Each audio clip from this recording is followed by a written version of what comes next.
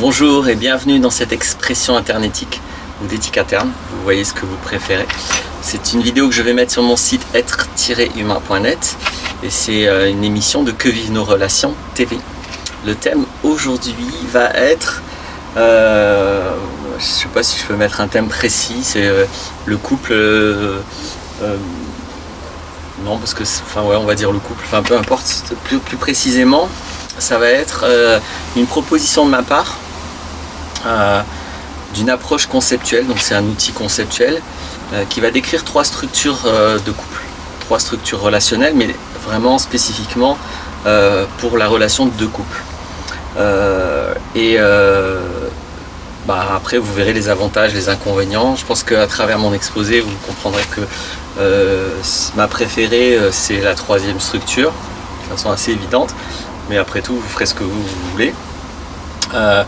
Attention à ne pas créer une idéologie de ce que je vais proposer, c'est juste un outil conceptuel, donc c'est une façon d'essayer d'avoir des déclics pour être plus vivant, plus attentif et moins pris dans nos pièges, nos conditionnements, nos réflexes et la pression sociale éventuellement si elle ne nous convient pas. Si elle nous convient, il n'y a pas de souci.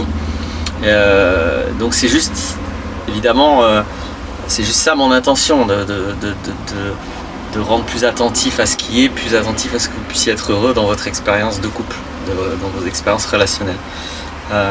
Or si vous prenez ce que je raconte comme une recette idéologique à appliquer, évidemment que ça va devenir un inconvénient ce que je raconte. Donc j'invite à votre vigilance sur ce point. Dans tous les cas, les idéologies sont des outils, sont des moyens de regarder le réel, et puis il y a plein d'autres moyens. Donc ce moyen-là va proposer trois modalités relationnelles. La première qui est 1 plus 1 égale 1, la deuxième qui est 1 plus 1 égale 2, la troisième qui est 1 plus 1 égale 3. 1 plus 1 égale 1, c'est donc le couple fusionnel. C'est-à-dire que les deux individus cherchent à être un. Des tas d'expressions dites romantiques vont manifester ce genre de modalités relationnelles. Voici ma moitié, c'est ma moitié, je me sens entier, je me sens entière avec elle, etc. Nous faisons un, enfin bref. Donc c'est le couple fusionnel. Alors attention, je ne parle pas forcément du comportement fusionnel, hein. Je parle vraiment, moi mon axe c'est toujours l'investissement psychologique, c'est-à-dire le vécu intérieur. Et donc là, dans le 1 plus 1 égale 1, le vécu c'est en fait le couple de la dépendance affective par excellence, c'est-à-dire deux individus ou un seul, hein, parce que je veux dire, un individu peut être dans la modalité 1 plus 1 égale 1 pendant que l'autre élément du couple va être dans la 1 plus 1 égale 2 ou 1 plus 1 égale 3, hein. Donc encore une fois, c'est un vécu intérieur dont je parle, donc c'est pas une étiquette à poser sur un couple, c'est une façon de regarder comment un humain donné est investi lui tout seul dans la relation. Et d'ailleurs c'est un énorme problème évidemment quand on n'est pas dans le même schéma. À la base c'est 1 plus 1 égale 1 ne peut vivre que 1 plus 1 avec quelqu'un qui est dans la même fonctionnalité, pareil pour 1 plus 1 égale 2, pareil pour 1 plus 1 égale 3. Donc c'est bien d'être conscient de ce que l'on souhaite vivre comme modalité relationnelle, parce que la base, c'est loin d'être suffisant, mais la base c'est de trouver quelqu'un qui est dans la même approche de la relation de couple. Là c'est vraiment pour moi ce que je décris, c'est une façon d'écrire ce que j'appelle la structure de la relation, vraiment la base de la structure, et pas du tout des contenus. Après là-dedans on peut mettre tous les contenus relationnels que l'on veut. Et donc le 1 plus 1 égale 1, voilà, très fusionnel, c'est-à-dire l'investissement, c'est je suis en manque affectif, j'ai un manque donc, ou l'illusion d'un manque, et l'autre est là pour me remplir, et donc grâce à l'autre je fais 1, alors que moi tout seul je ne faisais pas 1. C'est très simplement et ça.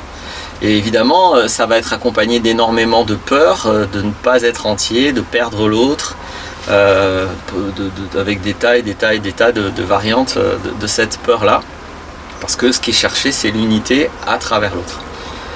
Ensuite il y a le 1 plus 1 égale 2 qui a l'air du coup d'être une bonne idée, ça a l'air d'être une idée plus mature, plus avancée que le 1 plus 1 égale 1. Le problème du 1 plus 1 égale 2 c'est que c'est vraiment la confrontation, c'est-à-dire ces deux individus qui se sentent entiers, pas forcément qu'ils le sont, mais qui se sentent entiers, qui se comportent comme s'ils étaient indépendants. Je dis bien comme si, hein. Encore une fois, c'est là on est au niveau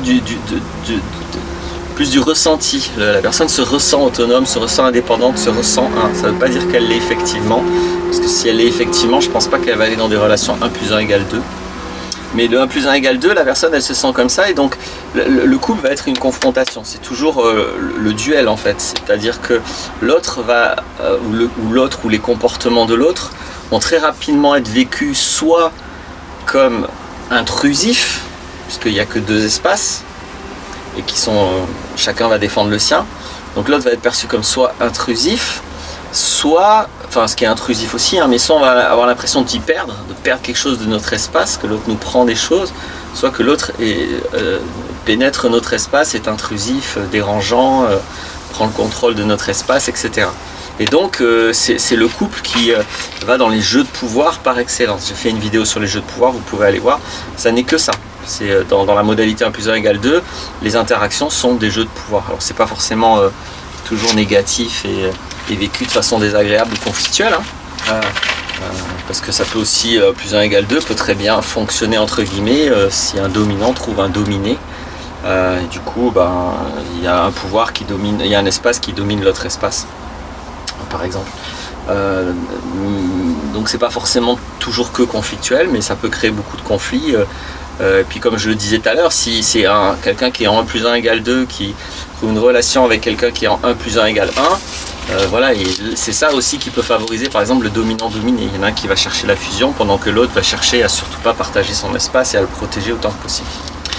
Et puis donc la troisième modalité, c'est le 1 plus 1 égale 3. Donc le 1 plus 1 égale 3, c'est 2 êtres indépendants qui sont autonomes et qui ont leur espace propre et qui ont conscience et qui ont la motivation de construire ensemble avec l'autre un troisième espace qui est l'espace de la relation. Moi j'aime bien visualiser un jardin, un espace, un terrain vide, vous voyez comme vous voulez, mais un jardin sur lequel, justement, dans lequel on va construire, avec lequel on va construire, et ensemble. C'est ça l'intérêt du coup de la relation. De mon point de vue, c'est la relation la plus mature, mais ça c'est mon point de vue, parce que voilà, on n'est pas ensemble pour des raisons qui sont égotiques, personnelles, on est ensemble pour le projet de l'espace 3. Et donc ce projet, il s'agit d'être mature aussi pour savoir ce qu'on a envie de vivre et comment on va le partager. C'est 2 choses différentes. J'ai envie d'un projet et comment je vais le partager avec l'autre. Parce que le 1 plus 1 égale 3, c'est pas moi, j'ai mon projet et il faut que je trouve quelqu'un qui va avoir le même. Ça c'est... Bon, ça peut arriver, mais même si c'est le même projet, l'autre va pas vouloir le vivre pareil, pas avec les mêmes modalités, pas avec les mêmes critères. Donc ce qui revient finalement à ce que ce ne soit pas le même, puisque le comment ne sera pas le même. Donc c'est presque impossible de trouver son alter ego, c'est-à-dire l'autre moi. L'idée c'est, je sais pas si c'est souhaitable, mais donc attention, si je suis là-dedans, finalement ça va revenir à du 1 plus 1 égale 1 ou du 1 plus 1 égale 2. Parce que ce que je conçois comme le projet de couple, finalement, je l'ai déjà à la base dans ma bulle et je vais le protéger comme si c'est mon espace. Donc attention, non, je dis bien 1 plus 1 égale 3, c'est un troisième espace que je ne peux pas investir comme mon espace personnel dont je suis responsable. Et qu'il est aussi légitime que je protège, j'ai une souveraineté dans cet espace, mais l'espace 3 par contre, il y a co-souveraineté, il y a co-responsabilité, on est 2. Et donc c'est accepter l'influence de l'autre, c'est accepter les désirs de l'autre, c'est accepter les manières de l'autre, pas se résigner à tout de l'autre, parce qu'on a aussi nos désirs, nos manières, nos critères, donc il faut voir comment ceci co-crée, c'est une co-création. Et donc du coup, là, c'est l'intérêt de la relation. La relation, elle existe pour ce projet-là. Alors, il peut être très, très, très varié, ce projet. Mais du coup, alors, souvent, il y a des personnes qui s'imaginent dans le 1 plus 1 égale 3 et le projet, c'est la famille. Alors, attention, parce que souvent, ça va quand même être du 1 plus 1 égale 1 ou du 1 plus 1 égale 2. Parce que la famille, il y a un tel investissement dans cette notion-là que c'est pas vraiment un projet de couple, un projet auquel l'autre est participé, invité à sa manière. Ça va être plutôt mon projet à moi, comme je le disais juste avant, et comme j'ai besoin d'un autre en général pour procréer, l'autre va avoir ce rôle, quoi. Donc je dis pas qu'on peut pas avoir comme projet une famille ou le fait de faire des enfants dans le 1 plus 1 égale 3, et j'invite à la grande vigilance si c'est la seule raison de faire un couple. Parce que évidemment que les transferts psychologiques dans le fait d'avoir un enfant et dans le fait d'avoir une famille sont béants, quoi. C'est le grand classique. Donc là, il faut avoir trouvé vraiment un grand recul sur nos motivations à ça pour que ce soit le seul projet du couple. Alors, est-ce que j'ai autre chose à dire? Donc bien sûr, dans le 1 plus 1 égale 3, les bulles personnelles, les bulles de chacun, ça va être aussi nos émotions, pas que ça, hein, mais surtout nos vécus, notre ego, toutes ces réactivités, etc., qu'on va essayer d'éviter de mettre dans le jardin.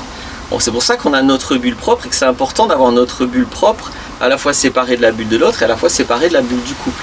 Parce qu'on va essayer de faire en sorte que, voilà, je suis un humain, je suis pas parfait, je suis pas un ange, donc je vais avoir des vécus émotionnels, je vais faire en sorte d'en prendre la responsabilité pleine et de ne pas déverser ça ni sur l'autre, donc de ne pas rentrer dans des jeux de pouvoir comme dans le 1 plus 1 égale 2 et de ne pas parasiter le projet de couple avec ces trucs-là. Donc je vais essayer de bien les garder dans mon espace, d'en prendre bien la responsabilité. C'est aussi l'autre intérêt, je vais dire, hein, il y en a plusieurs en fait, mais les intérêts majeurs de la 1 plus 1 égale 3, ce sont ces deux-là. Un, il y a co-création, il y a vraiment autre chose comme motivation du couple que de juste pas être seul. Voilà.